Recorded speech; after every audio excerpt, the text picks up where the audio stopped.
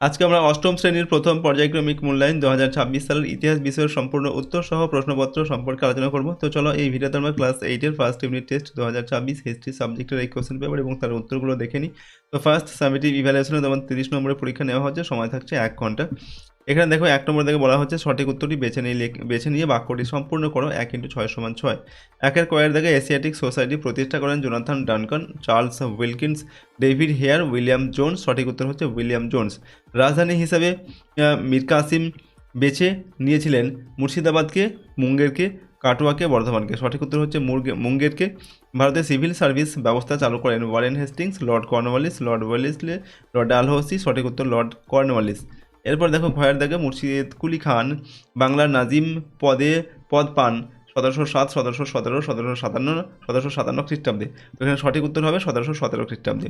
এরপরে বেসিনের সন্ধির মাধ্যমে অধীনতামূলক মিত্রতার নীতিতে স্বাক্ষর করেন নারায়ণ রাও, রঘুনাথ নাও, দ্বিতীয় বাজিরাও। সঠিক উত্তর হচ্ছে দ্বিতীয় বাজিরাও। পরের প্রশ্ন, সুপ্রিম কোর্টের প্রথম প্রধান বিচারপতি ছিলেন sir Eliza Impey, Lord Clive, Warren Hastings.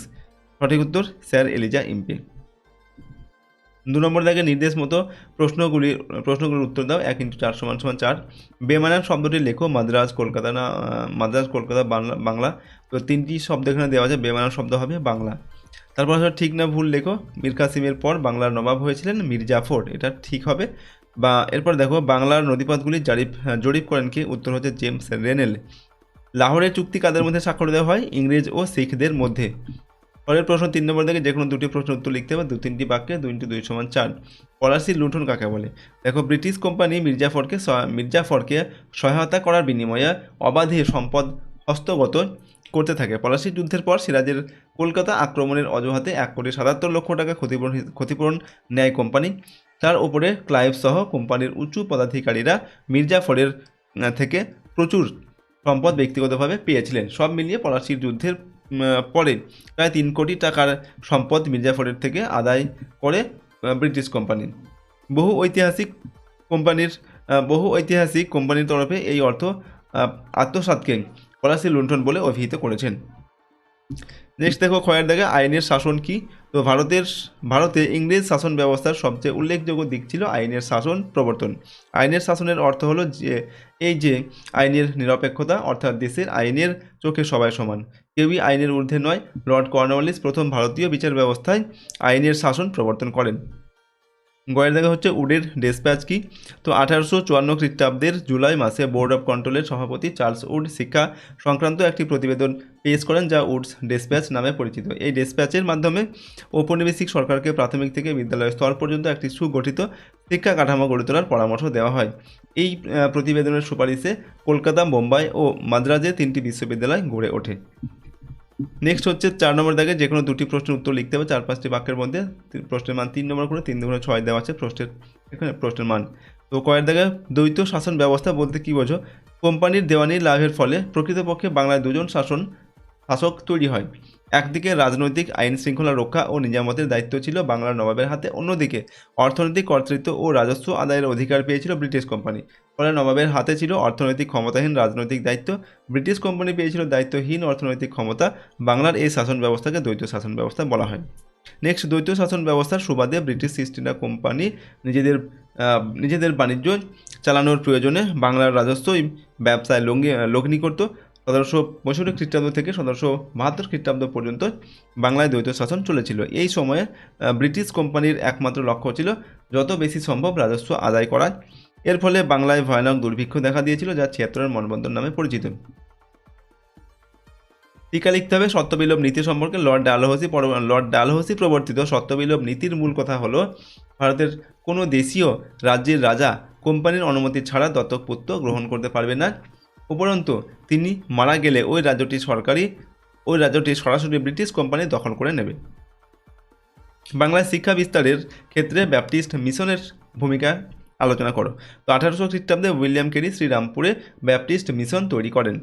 শ্রীরামপুরের মিশনারিরা British কোম্পানির তরফে শিক্ষা বিস্তারের বিভিন্ন উদ্যোগে সামিল হন। নিজেদের মুদ্রণ যন্ত্র বসিয়ে তারা ছাপাখানা চালানোর কাজে ব্রতী হন এবং বাংলা ভাষায় বিভিন্ন লেখা ছাপাতে শুরু করেন। উইলিয়াম কেরি বাইবেলের একটি অংশকে বিভিন্ন ভারতীয় ভাষায় অনুবাদ করেন। 5 নম্বর দাগে যে কোনো দুটি প্রশ্নের উত্তর লিখতে হবে 8-10টি বাক্যে, প্রশ্নের মান 5 করে 5 থেকে 10 নম্বর দেওয়া আছে। পলাশির যুদ্ধ ও বক্সারের যুদ্ধের মধ্যে কোনটি ব্রিটিশ কোম্পানির ভারতে ক্ষমতা বিস্তারের জন্য বেশি গুরুত্বপূর্ণ ছিল? তোমার বক্তব্যের পক্ষে যুক্তি দাও। তো দেখো, ভারতে ব্রিটিশ কোম্পানির ক্ষমতা বিস্তারে পলাশির যুদ্ধের তুলনায় বক্সারের যুদ্ধ বেশি গুরুত্বপূর্ণ ছিল। পলাশির যুদ্ধে শুধু বাংলার নবাবের পরিবর্তন হয়েছিল, ব্রিটিশরা বাংলায় ব্যবসা করার অবাধ সুযোগ ও রাজস্ব আদায়ের ক্ষমতা সরাসরি পায়নি। ভারতের কোম্পানির ক্ষমতা বিস্তারের প্রক্রিয়া শুরু হয়েছিল মাত্র, কিন্তু বক্সারের যুদ্ধের ফলে কোম্পানির রাজনৈতিক ও অর্থনৈতিক আধিপত্য সুনিশ্চিত হয়েছিল। তাছাড়া অযোধ্যার শাসকের পরাজয়ের ফলে প্রায় পুরো উত্তর ভারতে ব্রিটিশ কোম্পানির ক্ষমতা বিস্তৃত হয়। পাশাপাশি দিল্লির মুঘল সম্রাটকে হারিয়ে দেওয়ার ফলে আনুষ্ঠানিকভাবে মুঘল সার্বভৌমত্বও সমস্যার মুখে পড়ে। শেষ পর্যন্ত মুঘল সম্রাট দ্বিতীয় শাহ আলম ব্রিটিশ কোম্পানিকে বাংলা, বিহার ও ওড়িশার দেওয়ানির অধিকার দিতে বাধ্য হন। ক্ষয়ের দাগে ওয়ারেন হেস্টিংস এবং কর্নওয়ালিসের বিচার ব্যবস্থার সংস্কারের তুলনামূলক আলোচনা করো। এই সংস্কারগুলির প্রভাব ভারতীয়দের উপর কীভাবে পড়েছিল? দেখো, 1772 খ্রিস্টাব্দে ব্রিটিশ কোম্পানি নতুন বিচার ব্যবস্থা চালু করেন। 1773 থেকে 1781 খ্রিস্টাব্দের মধ্যে দেওয়ানি বিচার ব্যবস্থার কয়েকটি উল্লেখযোগ্য পরিবর্তন ঘটে। একদিকে হেস্টিংস 11 জন হিন্দু পণ্ডিতদের দ্বারা হিন্দু আইনগুলির সংকলন করিয়ে সেটির ইংরেজি অনুবাদ করেন। মুসলিম আইনগুলিরও সংকলন বানানো হয়। এর ফলে দেশীয় আইনের ব্যাখ্যার জন্য ইউরোপীয় বিচারকদের ভারতীয় সহকারীদের উপর নির্ভর করতে হতো না। এতে বিচার ব্যবস্থা কেন্দ্রীভূত ও শৃঙ্খলাবদ্ধ হয়েছিল। অপরদিকে লর্ড কর্নওয়ালিস আইনগুলিকে সংহত করে কোড বা বিধিবদ্ধ আইন চালু করেন। দেওয়ানি সংক্রান্ত বিচার ব্যবস্থাকে ঢেলে সাজানো হয়। দেওয়ানি বিচার ও রাজস্ব আদায়ের দায়িত্বকে আলাদা করা হয়। নিম্ন আদালতের রায়ের বিরুদ্ধে উচ্চতর আদালতে আবেদনের অধিকার স্বীকার করে নেওয়া হয়। এই ব্যবস্থা ঔপনিবেশিক শাসনের প্রধান স্তম্ভ হয়ে উঠেছিল। গোয়েন্দাকে কর্নওয়ালিসের পুলিশ ব্যবস্থার বিবরণ দেওয়া। 1793 খ্রিস্টাব্দে জেলাগুলির দেখভাল করার জন্য লর্ড কর্নওয়ালিস পুলিশ থানা ব্যবস্থা চালু করেন। প্রতিটি থানার দায়িত্বে ছিলেন একজন দারোগা। দারোগাদের নিয়ন্ত্রণ করতেন ম্যাজিস্ট্রেটরা।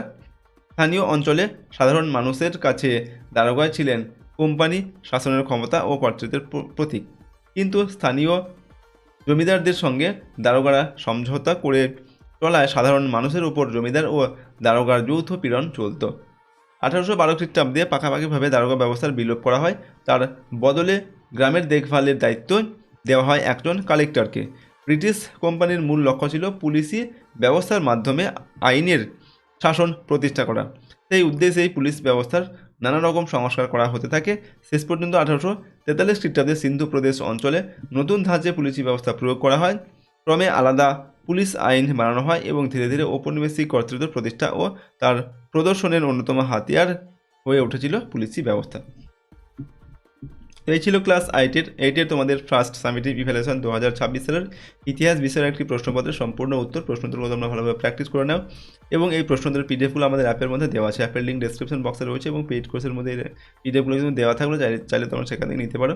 তো অ্যাপটি তোমরা গুগল প্লে স্টোর থেকেও ডাউনলোড করে নিতে পারো। প্রথমে রেজিস্টার করে নিতে হবে। রেজিস্টার করার পর তোমাদের লগ ইন করতে হবে। তারপর সেখানে গিয়ে তোমরা পেইড কোর্স বা ফ্রি কোর্স যে কোনো সেখান থেকে তোমরা নিয়ে ব্যবহার করতে পারো।